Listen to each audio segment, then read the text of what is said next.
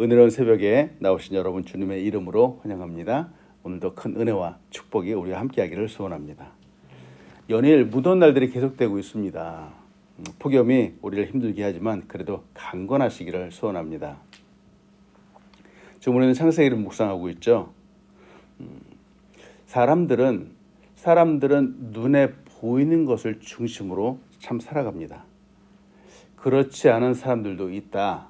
나는 눈에 보이는 것보다는 그래도 마음에 끌리는 것도 참 중요하게 생각한다라고 말하는 사람들도 있는 것 같습니다만, 우리가 이 세상을 살아갈 때 무엇인가 이렇게 보고 그 보는 것을 중심으로 판단을 하게 되고 결정을 하게 된다는 것은 부정할 수 없는 사실인 것 같습니다. 보이는 것이 얼마나 중요한지요.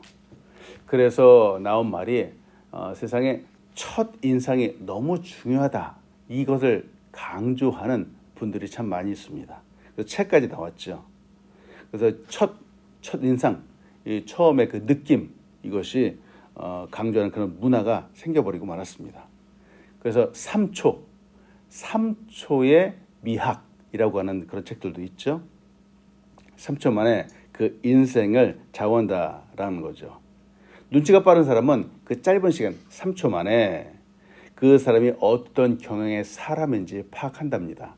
그리고 호감이 있는 사람인지 없는 사람인지도 보게 되고 그 3초 동안에 자기 관리를 잘하는 사람인지 못하는 사람인지도 판단한다라는 거죠. 참 이게 말이 되는 소리인지요. 사람을 보면서 나와 함께 할 수 있는 사람인가 없는 사람인가도 파악을 한답니다. 그래서일까 사람들은 외모를 정말 중요하게 생각을 합니다. 돈은 없어요. 돈은 없지만 멋있어 보여야 하기 때문에 명품을 사기도 하고 또 좋은 차를 타려고 노력을 하기도 합니다. 점심은 정말 가장 싼 음식을 먹으면서도 커피는 밥보다 비싼 것을 들고 다니는 그런 모습들도 종종 보게 되죠. 이유는 이렇게 겉모습으로 그 외형으로 나를 판단하는 이 문화 가운데에서 인정받고 싶기 때문에 그런 거죠. 사람들에게 잘 보이고 싶기 때문에 그런 겁니다. 자, 이런 문화 가운데에서 사람들은 어김없이 실수를 합니다. 어떤 실수를 하는가? 이렇게 외형만을 바라보다가 정말로 중요한, 진짜 중요한 우리의 속마음을 놓치기 때문에 그렇습니다.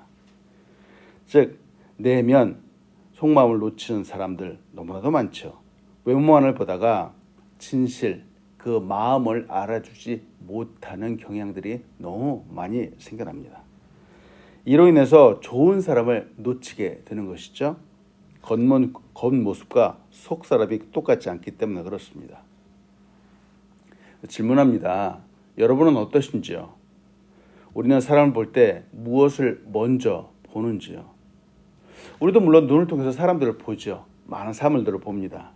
때문에 사람의 외형, 겉모습이 먼저 눈에 들어오는 것은 사실입니다만, 그러나 우리는 이렇게 겉모습만을 보고 그 사람을 판단하면 안 되겠습니다. 겉모습을 넘어서 그 사람의 속사람, 그 영혼은 과연 어떨까 볼 수 있어야 되겠습니다. 왜냐하면 이렇게 보는 이 관점이 바로 하나님이 우리를 보시는 관점이기 때문에 그렇습니다. 오늘 본문을 통해서 여러분과 나눌 첫 번째는 하나님은 우리의 의로움을 보시는 분이라는 것이죠. 하나님은 우리의 의로움을 보시는 분입니다. 우리가 예배하고 섬기는 하나님도 보십니다. 하나님도 보시는 분인데 하나님은 온 우주와 세상을 두루두루 다 살펴보시는 분입니다. 그런데 무엇보다도 특히 사람들을 주의 깊게 보시는데 하나님께서 사람들을 보실 때는 그 관점이 지금 앞에서 말씀드렸던 우리 사람들의 관점과 많이 다르다라고 하는 겁니다. 사람들은 외모를 보지만 하나님은 우리의 내면을 보십니다. 속사람, 즉 마음의 중심, 생각, 즉 겉으로 볼 수 없는 그런 부분들을 하나님은 보시는 것이죠. 오늘 본 말씀 창세기 7장 1절은 이렇게 말합니다. 여호와께서 노아에게 이르시되 너와 내 온 집은 방주로 들어가라. 이 세대에서 내가 내 앞에 의로움을 내가 보았음이니라 하고 말씀하죠. 하나님께서 노아를 보셨습니다. 많은 사람들 보시는데 노아를 보셨죠. 보시면서 하나님이 이렇게 말씀하시지 않으셨어요. 노아의 겉모습이 너무 멋있고 노아가 너무 멋진 사람이고 참 그의 행동 하나하나가 참 준수하다. 뭐 이렇게 말씀하시지 않으셨다라고 하는 겁니다. 매력적이다 이렇게 하지 않으셨어요. 하나님이 노아를 통해서 말씀하신 것은 너는 의로운 사람이다 이렇게 말씀하셨다라는 거죠. 노아의 속사람 내면을 보셨습니다. 당시에도 엄청나게 많은 사람들이 있었을 겁니다. 남자도 있었고 여자도 있었고 결혼해서 사는 사람들도 있었을 겁니다. 더군다나 나이도 오래 살았죠. 수백 년, 나이가 수백 년 된 그런 사람들도 있었습니다. 그래도 늙어가고 또 죽어가는 사람들도 물론 있었겠죠. 당시에 인구를 계산하는 여러 가지 방법들이 있습니다. 그러나 정확하지 않죠. 성경에는 노아 당시 그 시대의 인구가 얼마이다라고 나와 있지 않습니다. 다만 유추를 해보는 거죠.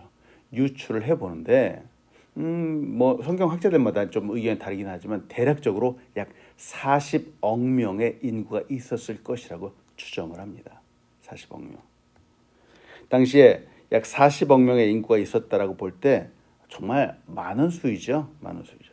문제는 이 많은 인구 중에서 40억 명이라고 하는 인구 중에서 세상에 의인이라고 불리는 사람이 노아 한 사람이었다는 거예요. 한 사람. 세상에.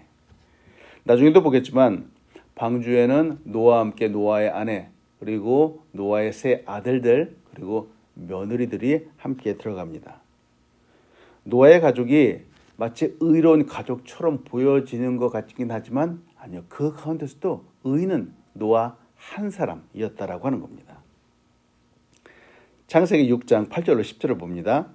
그러나 노아는 여호와께 은혜를 입었더라. 이것이 노아의 족본이라. 노아는 의인이요 당대의 완전한 자라. 그는 하나님과 동행하였으며 세 아들을 낳았으니 셈과 함과 야벳이라. 노아의 아내 그리고 세 아들들 그리고 며느리들은 노아라고 하는 한 사람 의인 이 한 사람 때문에 구원을 받았습니다. 의로운 사람 곁에 있다가 구원을 받은 것이죠. 이 노아의 이야기는 사실 오늘날 우리의 삶에서도 볼 수 있어야 되겠습니다. 예수 그리스도를 믿는 사람, 그 사람 옆에 있기만 해도 은혜를 받을 수 있기 때문에 그렇습니다.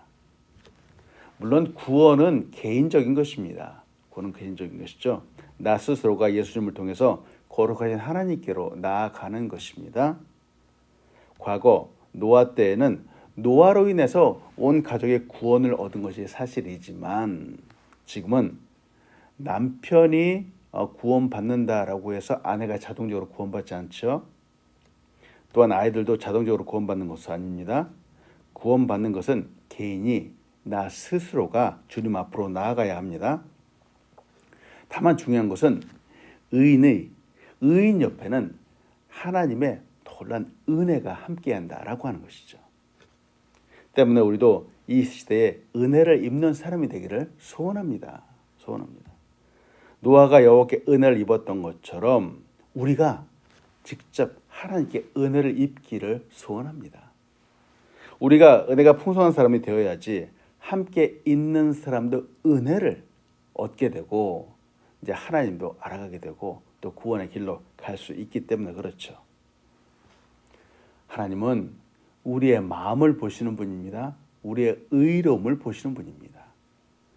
하나님께서 노아 당시에 40억 명의 사람들이 있었다라고 할 때 그 모든 사람들을 일일이 다 한 사람씩 보셨겠죠. 그런데 그 많은 사람들 중에서 의인 노아 한 사람뿐이었습니다. 생각해 봅니다. 우리가 사는 세상, 이 세상이 보는 관점은 도대체 무엇일까요? 세상 사람들은 무엇을 보는지요? 사람들의 내면, 진실함보다는 상당수 겉모습에 치중하는 것이 사실입니다. 참 안타깝습니다. 그렇지 않으면 좋겠지만 마음을 잘 다스린다, 욕심 부리지 않는다, 평안하다라고 하는 이런 부분을 보는 것보다는 멋있어 보이고 다른 사람들이 부러운 점은 무엇인가 이런 것들에 치중하고 사람들의 눈을 의식하는 것, 이것이 사실이라고 하는 것이죠. 물론 한간에는 정의가 중요하다, 이런 것이 중요하다라고 말을 합니다만 그럼에도 불구하고 이 겉모습의 화려함보다 정의가 그 다음으로 가는 것 같아서 참 안타깝기도 합니다. 노아는 120년 동안이나 묵묵하게 하나님께서 주신 사명을 지켰습니다. 당시에도 얼마나 많은 사람들이 즉 의롭지 않은 사람들이 이 의로운 사람을 보면서 비웃었을까요? 비웃고 무시하고 또 미쳤다라고 했을 겁니다. 이 모습을 보면서 우리의 사는 세상도 한번 보죠. 세상은 의인을 보려고 하지 않습니다. 우리의 마음의 진심을 보려고 하지 않는 것 같습니다. 마찬가지로 지금도 비슷하지 않을런지요. 세상은 사람들의 믿음, 우리들의 믿음을 귀하게 보지 않습니다. 그러나 이런 세상 가운데서도, 이런 세대 가운데서도 세상은 우리의 마음의 진심을 보아주지 않는다라고 하지만 여전히 우리의 마음의 속을 보아주시고 진심을 보아주시고 우리의 의로움을 찾으시는 분이 계시죠. 바로 하나님이십니다. 하나님. 아무도 보려고 하지 않고 알아주지 않는 것 같은 상황이지만 하나님은 우리의 속을 보십니다. 노아 단 한 사람의 의인을 보셨던 그 눈으로 지금도 우리를 여전히 보고 계십니다.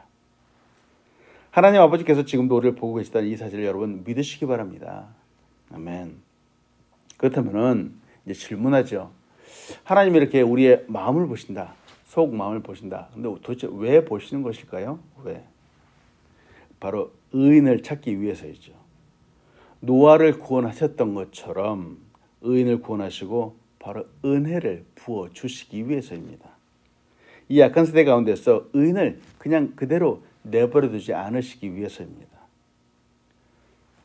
2000년 전에 예수님께서 이 땅에 오셨습니다. 예수님 오셨을 때 바로 갈릴리 호숫가에서 두루 다니다가 제자들을 예수님이 바라보셨습니다. 베드로가 그물을 던지는 그 모습을 보시고 계셨고 또한 요한이 그물을 깁는 그 모습도 예수님은 보셨습니다. 자신의 하루하루를 열심히 사는 사람들을 예수님은 보셨습니다. 보시고 그리고는 그들을 건져내셔서 놀라운 구원의 사역에 동참하도록 부르셨습니다. 단지 고기를 낚는 어부에서 이제는 사람을 낚는 어부로 부르셨죠. 마태복음 4장 18절에서 20절은 이렇게 말하죠. 갈릴리 해변에 두루 다니시다가 두 형제 곧 베드로라는 시몬과 그 형제 안드레가 바다에 그물 던지는 것을 보시니 그들은 어부라 말씀하시되 나를 따라오라 내가 너희를 사람을 낚는 어부가 되게 하리라 하시니 그들이 곧 그물을 버려두고 예수를 따르니라. 예수님이 제자들을 보셨던 것처럼 하나님 아버지께서 노아의 그 마음을 보셨던 것처럼 지금 우리 하나님께서 이 순간 우리도 보고 계심을 여러분 믿으시기 바랍니다. 아멘. 늘 보시는 하나님의 눈길은 우리가 이놈 잘하고 있나 못하고 있나 이렇게 보시기 위해서 보시는 것은 아닙니다. 아니고 의인을 찾으시고 은혜를 주시고 바로 복의 통로로 사용하시기 위해서 보신다라고 하는 거죠. 때문에 무서운 하나님도 아닙니다. 감시하시는 하나님도 아닙니다. 하나님 아버지처럼 자비의 눈으로 사랑을 주시고자 하는 그 눈으로 우리를 보신다라고 하는 거죠. 이 하나님의 은혜가 우리의 삶 가운데 가득하기를 소원합니다. 그렇다면은 이런 눈길, 자비의 눈길을 우리가 알았으니 이제는 우리의 삶에서도 우리가 이런 눈길로 사람들을 보아 주어야 되겠습니다. 나도 하나님이 나를 보시는 것처럼 다른 사람을 보면 좋겠습니다. 누군가의 겉모습을 보면서 야, 좋구나 이렇게 말하는 것이 아니라 그 사람의 진심을 보기 위해서 노력하고 그 사람의 마음의 중심을 보기 위해서 노력하는 거죠. 할 수만 있다면 그의 내면을 보는 거죠. 다른 사람들은 누군가는 모두가 외면할 때 우리는 진심을 보아줌으로 바로 한 영혼을 살리기를 소원합니다. 오늘도 하나님 아버지 눈으로 세상을 바라보는 우리가 되기를 소원합니다. 두 번째로 나누고 싶은 것은 우리 하나님은 심판의 하나님이시죠. 그러나 또한 구원의 하나님이시라고 하는 겁니다. 우리가 섬기는 하나님, 우리가 믿는 하나님, 우리가 예배하는 하나님은 거룩하신 분이시죠. 거룩하신 하나님은 죄악을 반드시 벌하셔야만 되는 분입니다. 죄악, 이 세상에서 부패한 죄악, 죄를 범한 사람, 패역한 땅을 하나님은 심판하실 수밖에 없습니다. 하나님께서 처음 창조하셨던 그 모습들, 보시기에 좋았다라고 하는 그 모습과 지금은 달라도 너무 많이 다릅니다. 너무 많이 다르죠. 오죽하면 하나님께서 사람들의 그 모습을 보면서 후회하셨다, 한탄하셨다라고까지 하셨을까요? 창세기 6장 6절로 7절 이렇게 말씀하시죠. 땅 위에 사람 지으셨음을 한탄하사 마음에 근심하시고 이르시되 내가 창조한 사람을 내가 짐에 쓸어버리되 사람으로부터 가축과 기는 것과 공중의 새까지 그러하리니 이는 내가 그것들을 지었음을 한탄함이라 하시니라. 자, 이 구절 속에서 저는 말씀 보면서 이 구절 속에서 하나님의 마음을 볼 수 있습니다. 하나님의 마음이 느껴지는 것 같습니다. 그 마음은 어떤 마음일까? 우리를 안타까워하시는 마음이죠. 안타까워하시는 마음. 하나님이 진정으로 원하시는 것은 심판이 아닙니다. 심판이 아니고 죄 때문에 멸망하는 것이 아닙니다. 하나님은 우리가 피조물인 우리 인간이 주의 은혜 가운데에서 거룩하게 살기 원하십니다. 평안하며 번성하며 살기를 원하시는 분입니다. 그러나 죄를 범하고 죄 가운데 사는 인간은 죄로 인해서 그 죄 때문에 심판을 받아야만 합니다. 그래서 하나님이 안타까워하시는 겁니다. 하나님이 근심하시는 겁니다. 하나님은 심판하실 수밖에 없죠. 거룩하신 하나님, 저와 함께 하실 수 없는 분이기 때문에 반드시 이 죄를 벌하셔야만 됩니다. 그런데 하나님의 진짜 마음은 우리를 살리는 겁니다. 살리는 겁니다. 구원하시는 거죠. 노아와 그의 아들들을 비롯해서 이 동물의 종류를 구원하신다. 그 구원의 이야기가 바로 오늘 본문에 나오죠. 창세기 7장 2절로 3절의 말씀 봅니다. 너는 모든 정결한 짐승은 암수 7씩, 부정한 것은 암수 2씩을 내게로 데려오며 공중의 새도 암수 7씩을 데려와 그 씨를 온 지면에 유전하게 하라. 여기 2절과 3절 통해서 보게 되는 것은 바로 하나님의 마음입니다. 하나님이 원하시는 것은 멸망이 아닙니다. 완전히 없애는 것이 아니죠. 하나님은 어떻게 해서든지 구원하기 원하시고 어떻게 해서든지 살게 하기 원하시며 아울러 번성하게 하시기 원하시는 분입니다. 정결한 짐승을 구원하는 것은 당연하겠지만 보니까 아울러 부정한 짐승까지 방주에 태우라 라고 이렇게 말씀하시죠.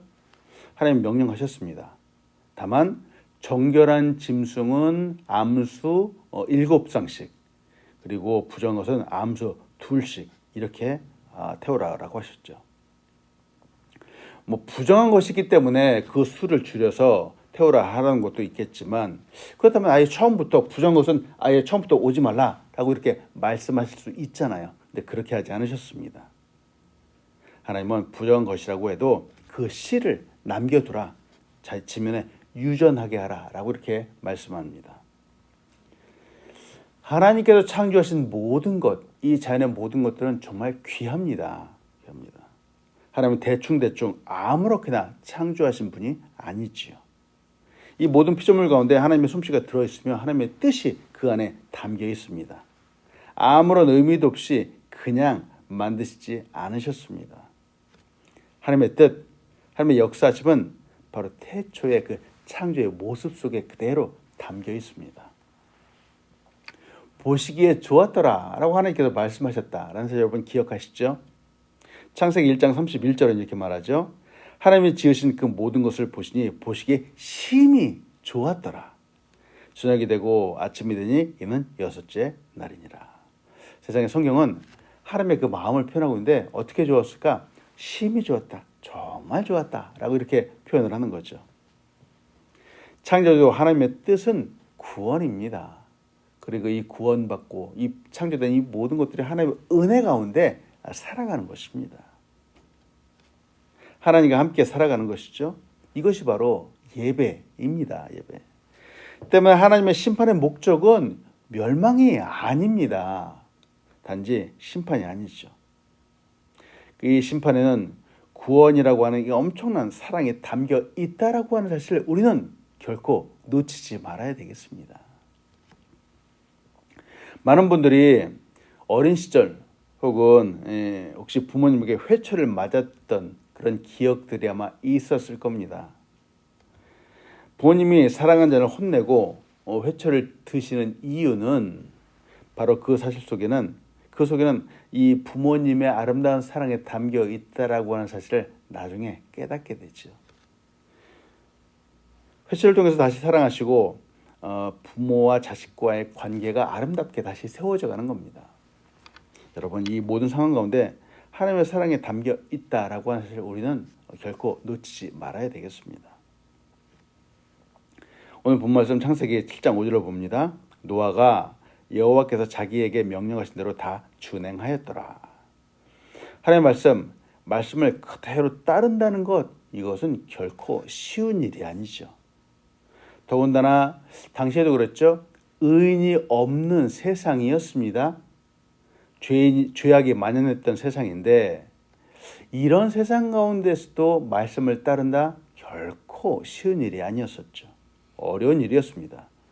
그러나 이 말씀을 따랐고 또 준행하였고 응답하였죠.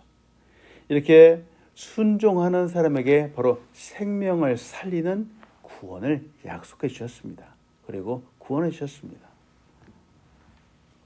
그런데 이 말씀을 따르지 않는 사람, 응답하지도 않고 무시하는 사람에게는 결국 하나님의 말씀은 심판의 말씀이 될 수밖에 없는 것이죠. 믿음을 갖는다라고 하는 것은 말씀을 따라 행한다라고 하는 것이죠. 마음으로 믿는다고 하면서 나의 행동은 전혀 다르게 행동한다라고 하면 안 됩니다. 이는 믿는 사람이라고 볼 수 없습니다. 노아는 하나님이 주신 그 말씀을 순종했습니다. 따랐습니다. 120년을 한결같이 변함없이 순종했습니다. 결국 세상은 그를 바보다, 바보 같다라고 말했지만 그 바보 같은 믿음이 하나님 앞에서 옳은 믿음이었다라고 하는 겁니다. 구원받았고 결국은 살았습니다. 세상은 무슨 그런 말을 따르느냐고 바보라고 비웃지만 세상의 그 이야기들이, 세상의 그 판단이 모두 틀리고 말았습니다. 우리의 하나님은 구원의 하나님이십니다. 맞습니다. 우리에게 아무런 유익도 없이 말씀하시고 믿으라고 하고 따르라고 순종하라고 하고 그렇게 말씀하시지 않습니다. 그 뜻을 이루는 분, 그 말씀을 반드시 이루시는 분, 우리를 구원하시고 책임지시는 분이 바로 하나님이십니다. 끝으로 오늘 본문 말씀 창세기 7장 10절로 12절을 봅니다. 7일 후에 홍수가 땅에 덮이니 노아가 600세 되던 해 둘째 달 곧 그 달 11날이라 그 날에 큰 기쁨의 샘물이 터지고 하늘의 창문들이 열려 40주야를 비가 땅에 쏟아졌더라. 지구의 역사, 온 우주의 역사는 결국 하나님의 말씀대로 됩니다. 요사이 전 세계 한국도 비롯해서 많은 곳에 비가 폭포수와 같이 내린다라고 말합니다. 사람들의 표현을 빌리자면 하늘에 구멍이 뚫린 것 같다라고 하죠. 보세요. 우리 인간이 얼마나 연약한지요. 자연재해, 큰 비만 오더라도 고립되어서 아무런 힘을 쓸 수 없는 것이 인간입니다. 우리 사람이죠. 사람이 정말 힘을 발휘하고 능력이 있다라고도 얼마나 있을까요? 자연 앞에서도 이렇게 무력한데 하나님 앞에서 오죽할까요? 결국 이 세상의 모든 역사는 하나님의 뜻대로 가게 될 것입니다. 저는 이 사실을 믿습니다. 그리고 하나님이 구원하시겠다. 하나님이 우리를 은혜를 주시겠다라고 하는 이 말씀은 반드시 이루어집니다. 바로 능력의 하나님이시기 때문이죠. 때문에 여러분 이 하나님의 말씀을 가감없이 믿으십시오. 이 말씀을 순종하십시오. 세상 사람들은 믿는 사람에게 이런 바보 같다라고 말할 수 있지만 아니요. 세상은 결국 틀리게 되어 있습니다. 하나님이 맞습니다. 때문에 여러분 오늘도 변함없는 믿음을 가지고 하나님 앞으로 나아가시기를 소원합니다. 오늘도 심판이 아닌 구원의 하나님을 따라서 은혜를 받는 우리 한 사람 한 사람 되기를 간절히 소원합니다. 아멘.